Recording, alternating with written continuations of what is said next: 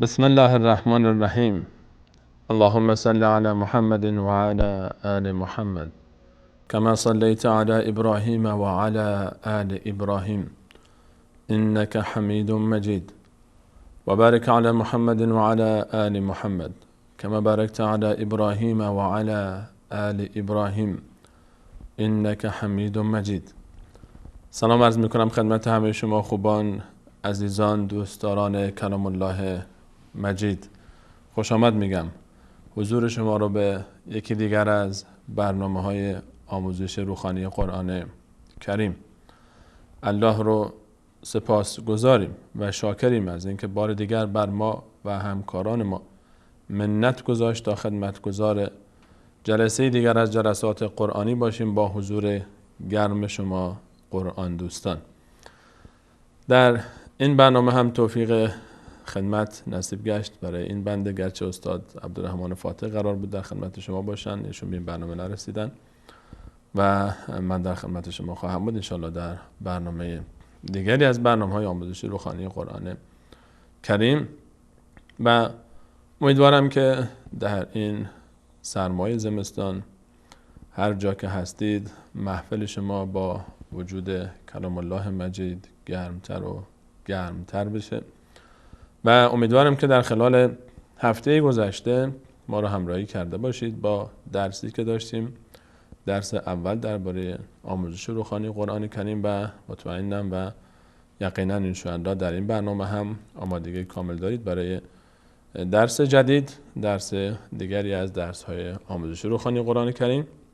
در قسمت اول برنامه انشاءالله خلاصه ای از آنچه در درس اول خدمت شما عزیزان تقدیم شد رو با هم مروری خواهیم کرد و علاوه بر اون انشاءالله درس جدید رو انشاءالله به همراه شما عزیزان مروری خواهیم داشت و تمریناتی در این باب. در بخش دوم برنامه هم به مانند برنامه گذشته در خدمت شما خوبان عزیزان خواهیم بود و تماس‌های شما در دو بخش تصحیح تلاوت در سوره مبارکه حمد که مهمترین سوره قرآن کریم هست و مهمترین سوره‌ای که یک انسان مسلمان باید حتما اون رو حفظ داشته باشه و اگر حفظ نداشته باشه نمازش رو چگونه میخونه. و بعد از اون انشاءالله در بخش اول سوره حمد یا در تمرین هایی که به مانند برنامه گذشته داشتیم در خلال درس گذشته و درس امروز انشاءالله به همراه شما عزیزان یا اگر الله تعالی انشاءالله توفیق بده که تا آخر برنامه در خدمت شما باشیم انشاءالله این موارد رو به همراه شما عزیزان پیگیری خواهیم کرد. میان برنامه کوتاه میبینیم، برمیگردیم انشاءالله در خدمت شما عزیزان خواهیم بود با مرور درس گذشته و درس جدید. با ما باشید.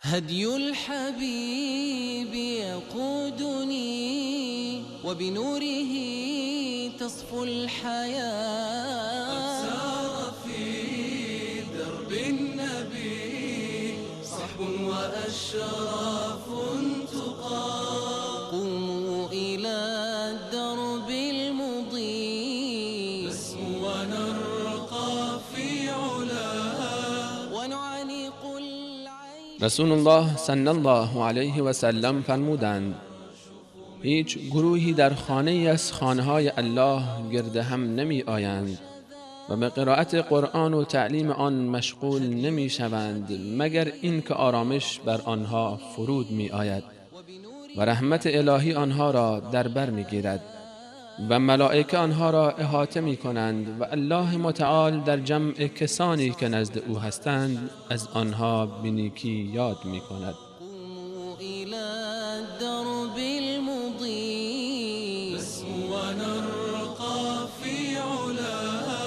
ونعانق العيش الهني نحيا ونرشف من شذا نحيا ونرشف من شذا هدي الحبيب يقودني وبنوره الحياة.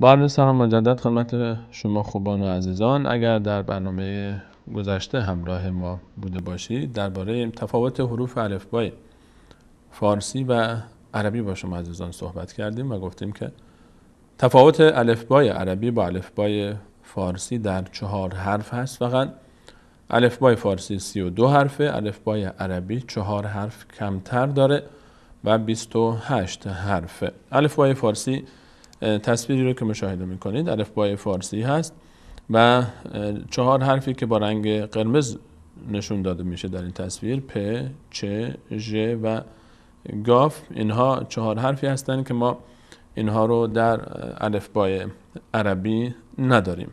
الفبای عربی بعد با حذف این 4 حرف آنچه که باقی میمونه حروفی است که مقابل شماست و به هر حال هر کدوم از اینها رو باز در برنامه گذشته ذکر کردیم که یک اسم داره و تصویر بعدی اسمهای هر کدوم از این حروف رو ما در زبان عربی میبینیم.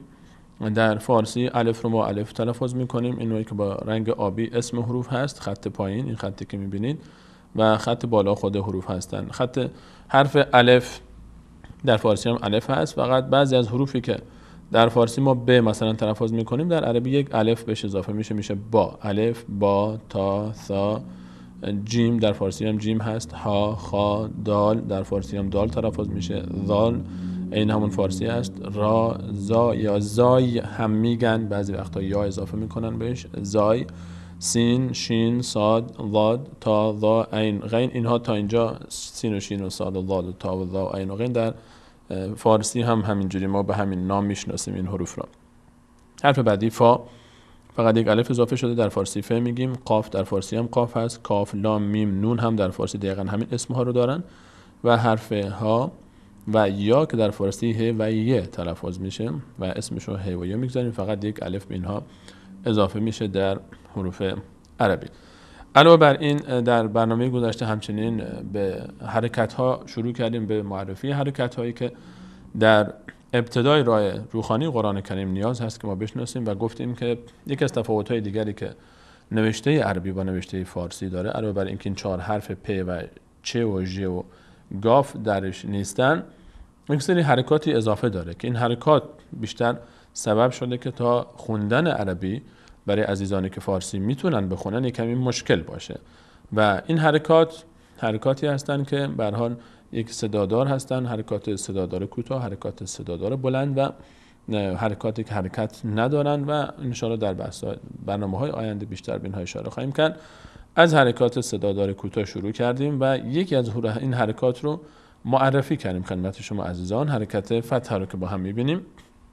حرکت فتح یا زبر و این حرکت که همونجوری که می‌بینید بر بالای این خط سرخ نماد یک حرف هست و حرکت فتحه بالای حرف قرار میگیره. این حرکت به این شکل، این حرکتی که به هر حال میبینید، حالا اندازش در مصحف‌های مختلف شاید کمی کوتاه بلند بشه، بالای یک حرف همیشه قرار میگیره. این حرکت رو گفتیم که بهش میگن فتحه به خاطر اینکه در هنگام تلفظ این حرکت روی حروف دهان فتح میشه یا به تعبیری فارسیش باز میشه، دهان به سمت بالا باز میشه و هر جا روی حروف قرار بگیره حرکت صدای ا میگیره. مثلا در حروف الفبای عربی وقتی که این حرکت روی الفبای عربی قرار میگیره به این شکل تلفظ میشه ا، ب، ت، ث. فقط حواستون باشه عزیزان که نباید زیاد بکشیم، حرف کشیده نشه. ج، ح، خ، د، ذ، را، ز، س، ش، ص، ض، ط، ظ، ع، غ، ف، ق، ک، ل، م، ن و ه و ی. اینها حروفی بودن که حرکت فتحه رو ما در هنگام تلفظ حرکت فتحه بر روی حروف در برنامه گذاشته به همراه شما عزیزان سخن گفتیم، مثال هایی رو هم ذکر کردیم. نمونه مثال ها رو دوباره با هم می‌بینیم. مثلا کلمه اول گفتیم که وقتی بخوایم تلفظ بکنیم کافی است که ما اول یکی یکی اینها رو تلفظ بکنیم. میگیم مثلا را، ز، ق. این اصلش باید پشت سر هم خونده بشه به خاطر فهم بهتر. رازق، رازق، رأف، رأس، ردع، رازم، زرع، ذرق، ذرأ، ذرف، وزن، دأب، درج، دأم، درأ، دراسه. اینها نمونه مثال هایی بود که در برنامه گذشته درباره صحبت کردیم. مثال هایی که از هم جدا بودن، نمونه مثال هایی که متصل بودن هم ذکر کردیم. به عنوان نمونه کلماتی رو که مشاهده میکنید، مثلا غفر، وقتی که سر هم نوشته میشه به این شکل نوشته میشه غفر، و هنگام تلفظ ما کافیه که هر کدوم از حروف رو یکی یکی بدونیم که این حروف کدوم چطور تلفظ میشه. غفر، غفر، وقتی که سر هم خونده میشه غفر. به همین شکل حرف بعدی و قع، و قع و سر همش میشه وقع. همینطور کتب، کتب، ضرب، ضرب، بعث، بعث. و اینها نمونه هایی بود که ما از حرکت فتحه به همراه شما عزیزان در برنامه گذشته داشتیم. خلاصه آنچه که در برنامه گذشته مطرح گردید از درس اول همون چیزی بود که خدمت شما عرض شد. تفاوت الفبای عربی با فارسی در 4 حرف پ، چ، ژ و گ یا تعبیر گچ، پژ، این 4 حرف در خودش جای میده. و اولین حرکتی که معرفی کردیم حرکت فتحه بود و نحوه تلفظش رو هم گفتیم. و هر حرفی که میاد این حرکت سبب میشه که اون حرف یک صدای ا بهش اضافه بشه و دقت بکنید که صدا رو نباید بکشیم. ا، ب، ت، ث، فقط یک حرکت ا، زیاد کش پیدا نکنه که باز مشکل سال میشه و باز صدای حرکت های طولانی رو باز ما در 3 مورد خاص داریم که انشاءالله باز بعداً بهش میرسیم. این خلاصه درس گذشته بود و انشاءالله یک میان برنامه کوتاه و بعدش انشاءالله در خدمت شما خواهیم بود با درس جدید حرکت کسره رو انشاءالله به همراه شما عزیزان شروع میکنیم و نحوه تلفظ حرکت کسره و مثال هایی که برای حرکت کسره، نمونه کلماتی که حرکت فتحه و کسره در اون ذکر میشن. همچنان با برنامه خودتون همراه باشید.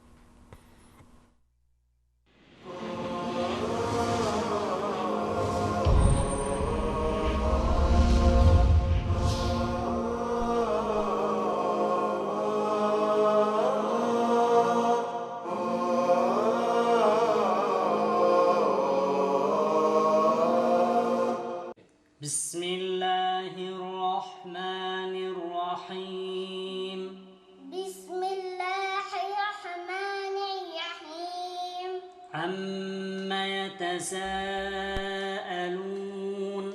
عما يتساءلون عن النبأ العظيم عن النبأ العظيم الذي هم فيه مختلفون.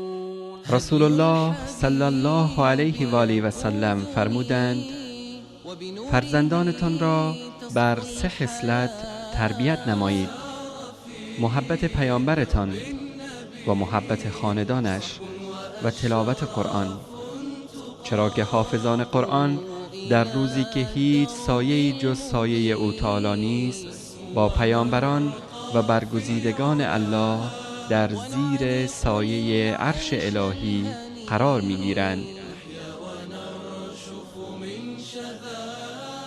نحيا ونرشف من شذا.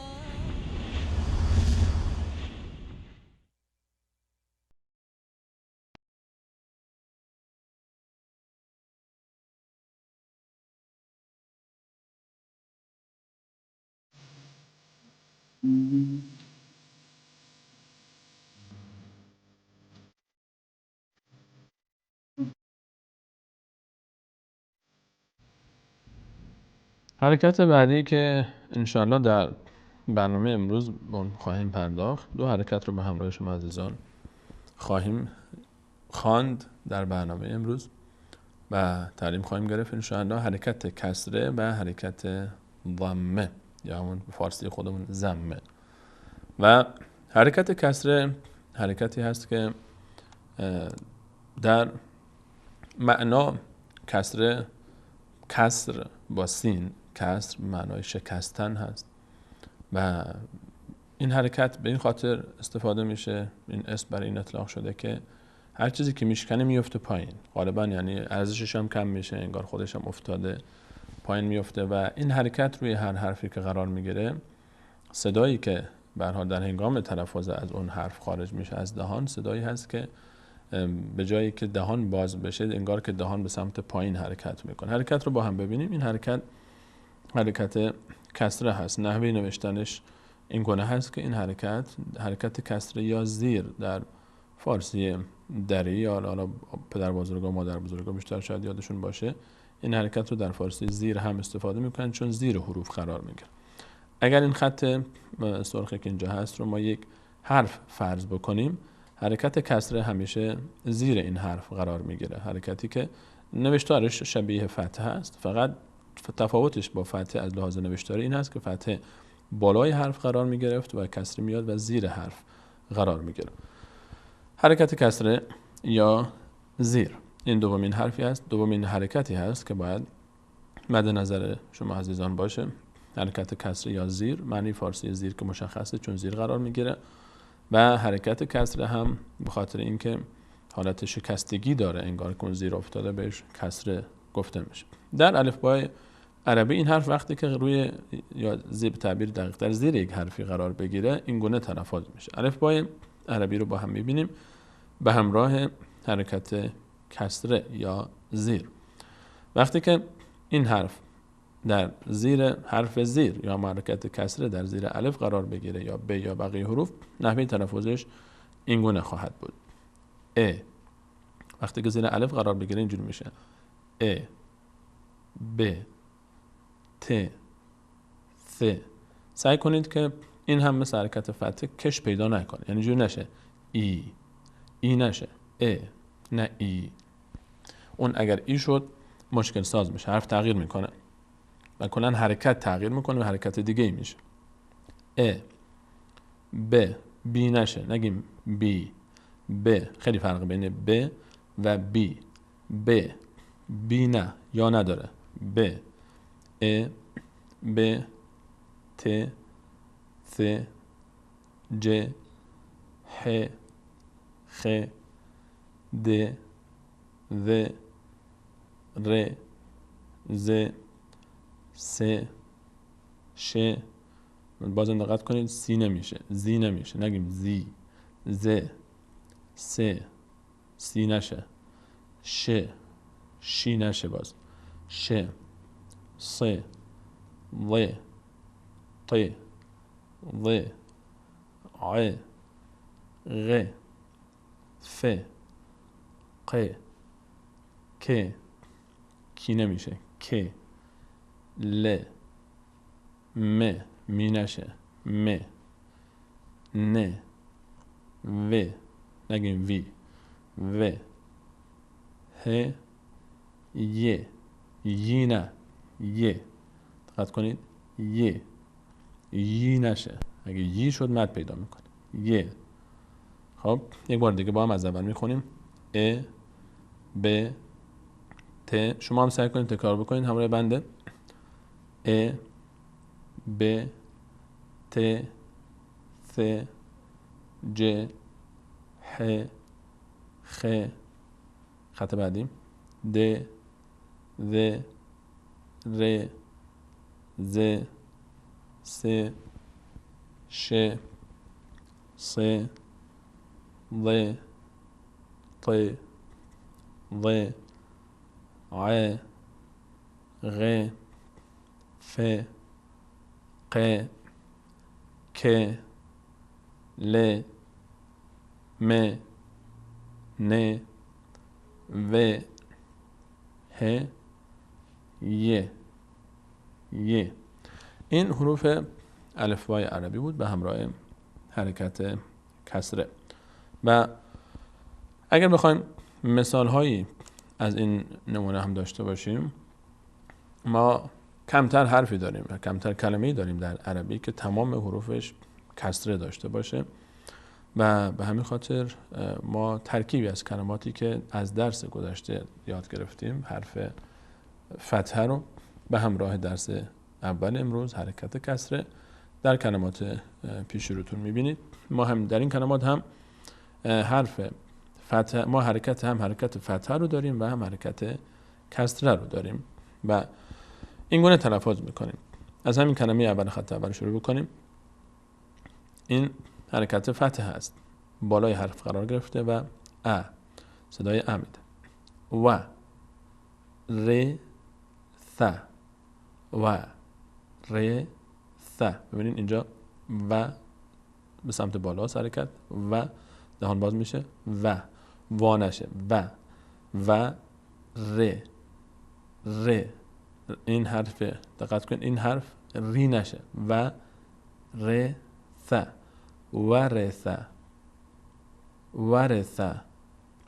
ورث نگم وری نشه، وریث نشه، ورث و ر یه حرکت کوتاه فقط و ر ث ورث. کلمه بعدی ف ر ح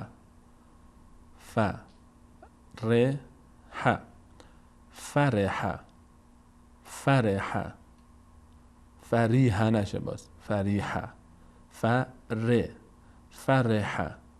فرح. کلمه بعدی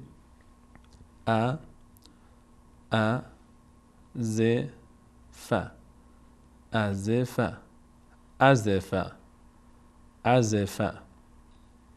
کلمه بعد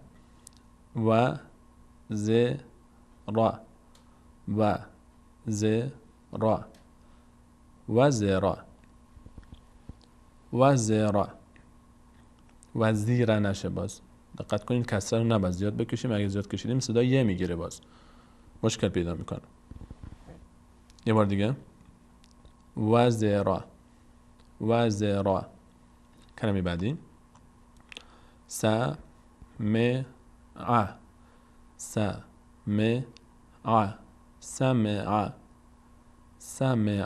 سمیع نشه. بعضی از عزیزان تو تلفظ کسره رو یا میدن، سمیع نه، سمع. کلمه بعدی خط بعد شما هم حتما همراه بنده تکرار میکنید. شرب شرب.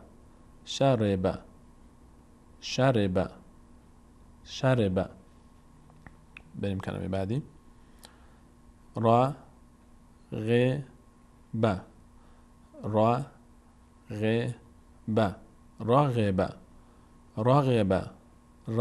رغی نشه، راغب ورم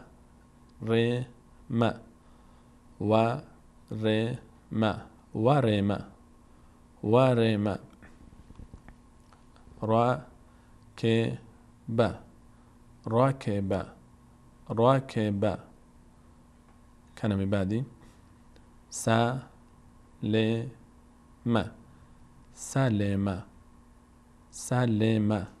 سلیمه نشه، باز تاکید میکنم همیشه روی این حرکت که حرکت کسره رو زیاد نکشیم که صدا یه بده. باز سلمه.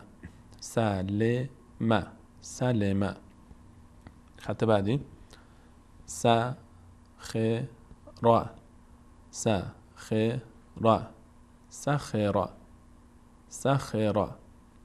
کلمه بعد وجع.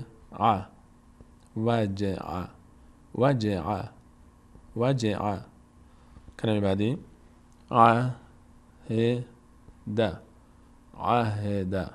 عهد. کلمه بعد حفظ. در عربی تفاوت بین هی دو چشم و هی جیمی هست که هیجیمی در هنگام تلفظ به مانند ها کردن در سرما وقتی انسان توی دست خودش ها میکنه این صدا در میاد. حالا ان شاءالله تو مخارج حروف جلوتر باز صحبت بیشتری خواهیم کرد. حفظ، حفظ، حفیظا نشه، حفظ. کلمه آخر لعب، لعب، لعب. اینها نمونه تمرین هایی بود از حرکت کسره به همراه حرکت فتحه که به همراه همدیگه دید. اما در مثال های بعدی باز نمونه های دیگر با همدیگه میبینیم. بازم خط مثال اول اذن، اذن، اذن، اذن. رحم، رحم، رحم، رحم، رحم. سخط، سخط،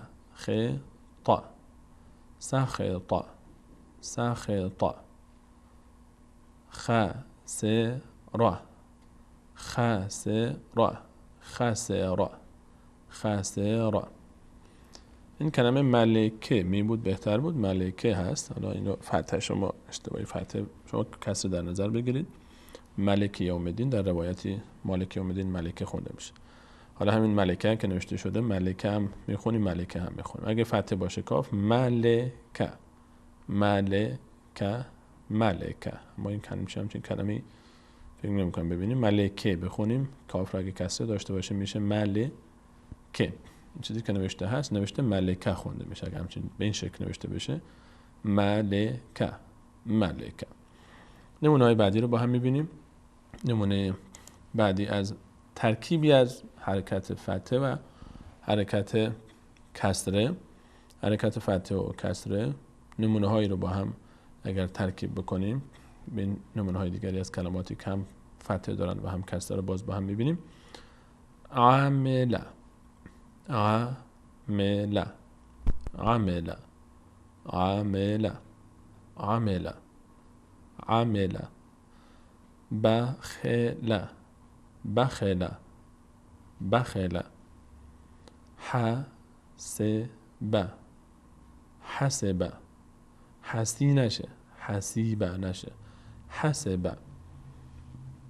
کلمه بعدی برق، برق، برق، برق. بریم کلمه بعدی حبط، حبط، حبط، حبط. روی کسری بازم تاکید میکنم دقت بکنید که اگر یک کمی بیشتر کش پیدا بکنه حرکت کسری تبدیل میشه به یا و کلا حرکت از بین میره و حرکت جدیدی درست میشه و این یک اشتباه بس به حساب میاد در روخانی قرآن کریم. کلمات بعدی نمونه مثال های بعدی رائم، رائم، رائم، رائم. صاحب، صاحب، صاحب. فهم، فهم، فهم. کلمه بعد امر، امر، امر، امر. کلمه آخر اسف، اس، سی نشه، اس، س. فرق بین س و سی ببینید، س، سی، س، سی. سی که شد یا میاد آخرش. س، اسف، اسف، اسف، اسف. خب اینها نمونه هایی بود از کلماتی که درش ما هم فتحه داریم و هم کسره. نمونه آخر رو هم با هم میبینیم. دبق، دبق، دبق. قبل، قبل، قبل. وثق، وثق، وثق. حمد، حمد حمد حمد أشر أشر أشر أشر نشه أشیره شی نشه ش أشر أشر. خب این نمونه هایی بود از حرکت فتحه و حرکت کسره. تا به اینجا دو حرکت رو از حرکت هایی که ما در خواندن قرآن کریم، در روخانی قرآن کریم بهش نیازمندیم، به همراه شما عزیزان رفتیم. حرکت فتحه و حرکت کسره از لحاظ شکل دقیقا یک شکل دارن در کتابت. فقط تفاوت فتحه و کسره در کتابت یا در نوشته این هست که فتحه بالای یک حرف قرار میگیره، کسره زیر یک حرف قرار میگیره و به همین خاطر میگیم مثلا زبر یا زبر به فتحه گفته میشه، زبر یعنی بالا قرار میگیره، زیر گفته میشه به کسره که در زیر حروف قرار میگیره. میگیم هم فلانی رو زیر و زبر کردن، یعنی زیر و رو یعنی پایین و بالا. وقتی چیزی متحول بشه میگن زیر و زبر شد، یعنی از زیر بالا رفت، از بالا پایین رفت. پس یادتون باشه که فتحه و کسره شکل نوشتاریش یکی هست، فقط تفاوتشون اینه که فتحه در نوشته بالا قرار میگیره، کسره پایین قرار میگیره. در لحاظ تلفظ هم فتحه هر جایی که فتحه اومد صدای ا میگیره، ا رو سعی بکنیم که زیاد نکشیم بشه آ، و کسره ای که ا هست رو هم زیاد نکشیم حرف رو که باز نشه ای، چون ما آ هم داریم ای هم داریم، ا داریم ا آ ا ای. اینا حرکاتایی هستن که آ و ای باز بعد از اینکه این سه حرف ا و او که حالا ضمیر انشالله در همین درس ادامه درس بهش میرسیم، اینا حرکات کوتاه هستن. ما یه حرکات کوتاه داریم، حرکات صدادار کوتاه و حرکات بلند. حرکات کوتاه فتحه و کسره و ضمه هستن، باز حرکات بلند رو آ ای و او رو باز جلوتر بهش میرسیم. پس برگردیم به اصل موضوع فتحه و کسره. در تلفظ هر جایی که شما فتحه دیدید روی یک حرفی یک صدای ا فقط میگیره، ا، مثلا ب، ق، ک، ز مثلا. و کسره هم گفتیم هر جایی که کسره اومد یک صدای ا میگیره، ا، ا. صدای ا وقت بیاد مثلا میشه ب، ژ که نداریم در عربی، در فارسی داریم. مثالاش مثلا در تلفظ، لحاظ تلفظ در فارسی هم وقتی که ژ گفته میشه کسره داره. ما در فارسی هم حرکات داریم اما نوشته نمیشه، چون ما آشنا هستیم با حرکات. غالبا در فارسی میدونیم که این حرکتش چی هست، ما حرکت نمیدیم. مثلا همین فارسی رو اگر کسی دیگری که زبان عربی رو بلد هست بخونه، بیاد فارسی بخونه، نمیتونه فارسی رو اونجوری که ما درست تلفظ میکنیم بخونه و مجبوریم حرکات بگذاریم براش تا درست بخونه. و به همین خاطر مثلا عرب هم وقتی که خودش عربی میخونه غالبا الا ماشاءالله در بعضی از کلمات که شکل نوشتاری کلمات مثل هم هست حرکات میگذارن، ولی بقیه‌اش حرکت نمیگذارن. در متن‌های عربی روزنامه مثلا روزنامه عربی شما ببینید حرکت گذاری نشده. در مصحف قرآن کریم حرکت گذاری است که در ابتدا هم نداشت حرکت. حتی از وقتی که قرآن کریم بر مسلمان‌ها به هر حال غیر عرب هم مسلمان شدن و در خواندن عربی مشکل داشتن، حرکت گذاری‌ها بیشتر شروع شد. و در کل کسره هر جا دیدیم ما صدای ا بهش میدیم. خب به همین دوتا فعلا اکتفا میکنیم. میان برنامه ببینیم به حرکت فتحه و کسره. بعد از میان برنامه حرکت ضمه رو هم رو به همراه شما عزیزان یک نگاهی بهش خواهیم انداخت و نحوه تلفظش و نمونه‌هایی رو که به سه حرف فتحه و کسره و ضمه رسیده باشیم که انشاءالله این سه حرف خیلی کمک میکنه به ما، که میشه گفت بخش بزرگی از روخانی قرآن کریم برمیگرده به نحوه تلفظ و شناخت صحیح حرکت فتحه، کسره و ضمه که اینها حروف بسیار حرکت‌های بسیار مهمی هستند و خیلی از حرکت‌های بعدی و نشانه‌های بعدی هم پیرو و همین سه حرف باز تشکیل میشن. میان برنامه کوتاه می‌بینیم، برمیگردیم ان شاءالله با حرکت ضمه هم در خدمت شما عزیزان خواهیم بود.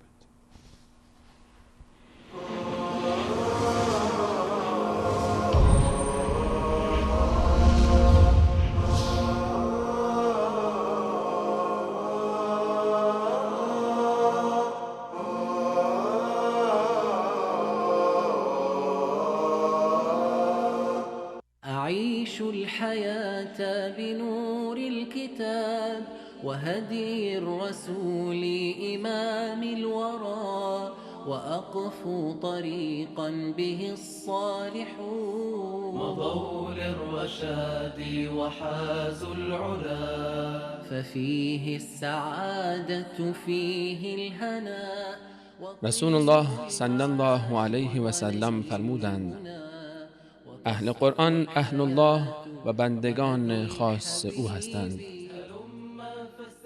في ركاب الهدى أعيش الحياة بنور الكتاب وهدي الرسول إمام الورى وأقفو طريقا به الصالحون مضوا للرشاد وحازوا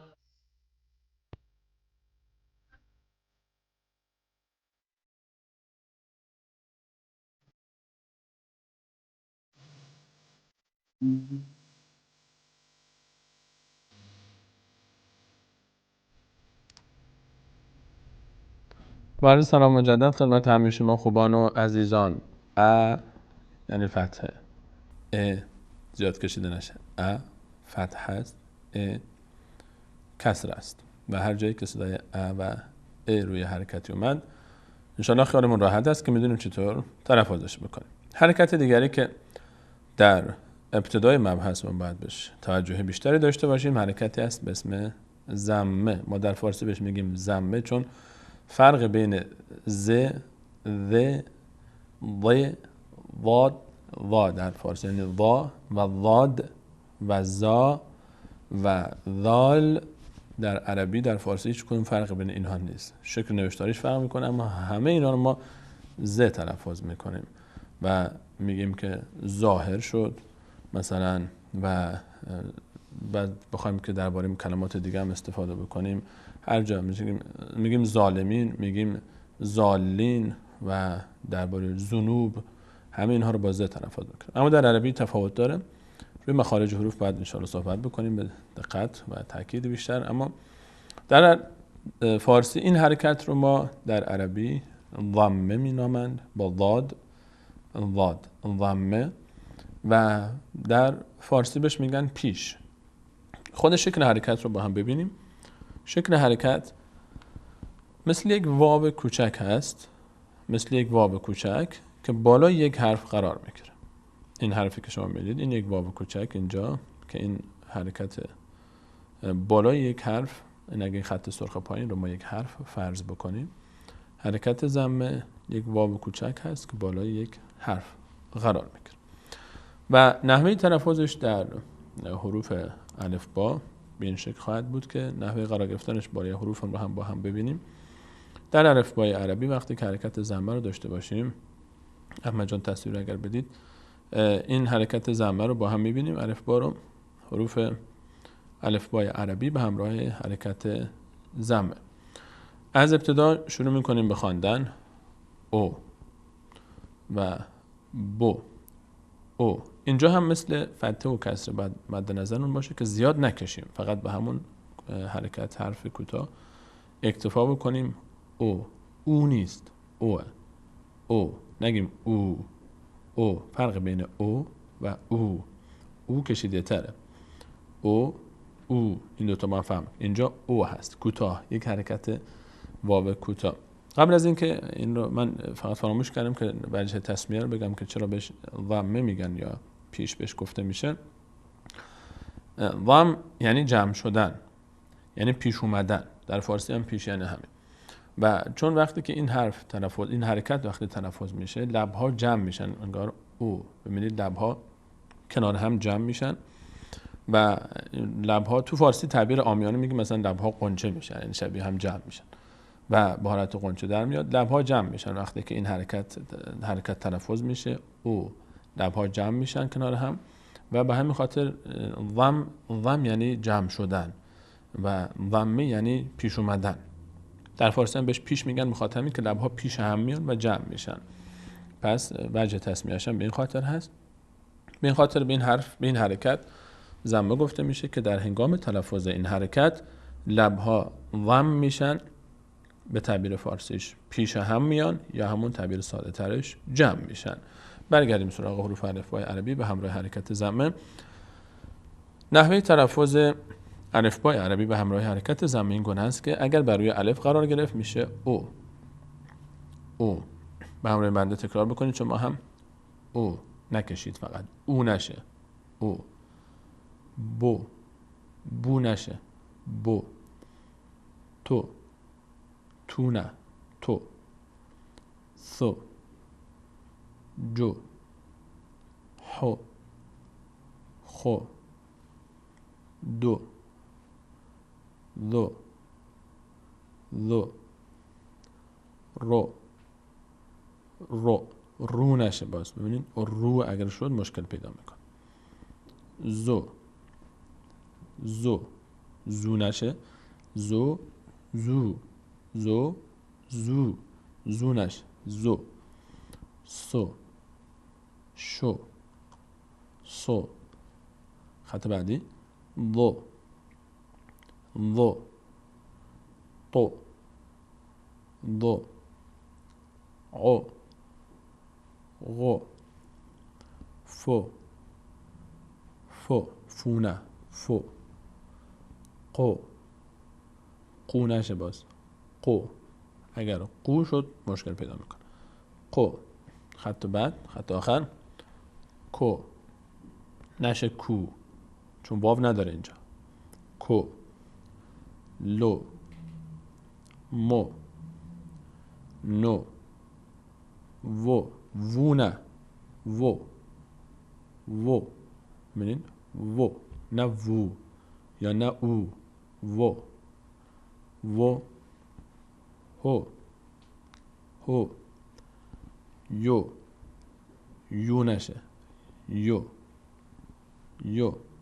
خب این حروف الفبای عربی بود به همراه حرکت ضمه.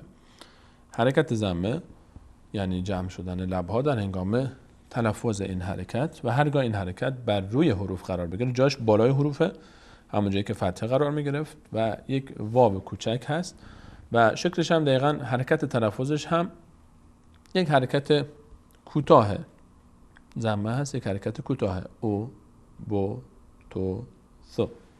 کش پیدا نکنه. همونجوری که در کسره دقت کردیم.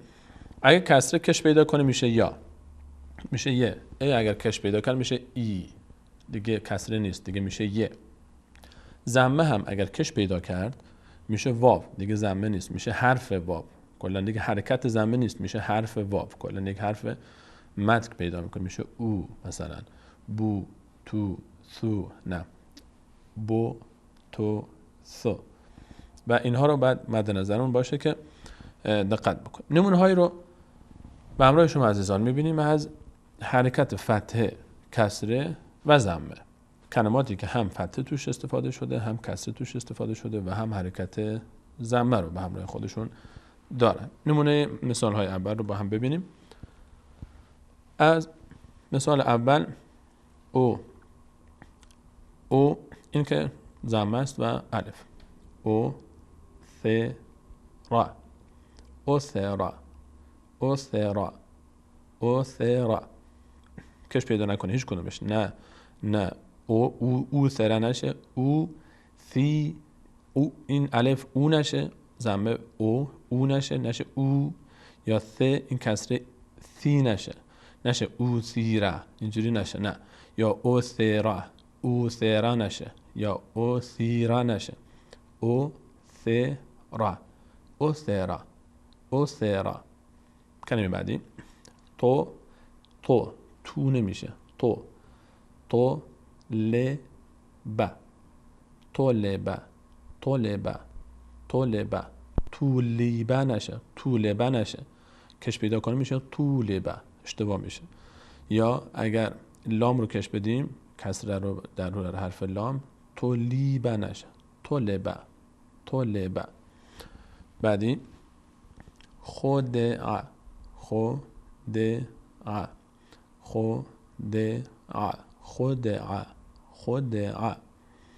کلمه بعد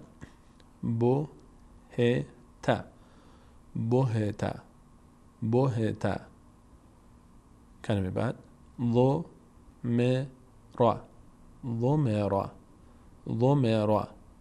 ضمرا. ضو نشه. ذومره نه، ذومره. کلمه بعد، خط بعدی، ظلمه، ظلمه، ظلمه. کلمه بعدی، صلبه، صلبه، صلبه، صلبه. سولبه نمیشه، صلیبه هم نمیشه، صلبه، صلبه. کلمه بعدی، دوهمه، دوهمه. کلمه بعد، زهده، زهده، زهده. کلمه بعدی، رفعه، رفعه، رفعه. خط بعد، عقده، عقده، عقده، عقده. خلق، خلق، خلق. ولد، وو نشه، این وو نیست، این وو، وو. فرق بین وو و وو، وو، وو. ولد، ولد، ولد، ولد، ولد. رسل، رسل، رسل. قدر، قدر، قدر، قدر. اینها نمونه هایی از کلماتی بود که هم حرکت فتحه رو درش داشتیم، هم حرکت کسره رو و هم حرکت ضمه رو. نمونه دیگری رو با هم میبینیم. خط اول، رحمه، رحمه، رحمه.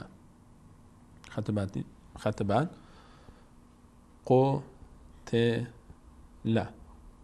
قتل، قتل. بعدی، قطع، قطع، قطع. بعدی، ضرب، ضرب، ضرب.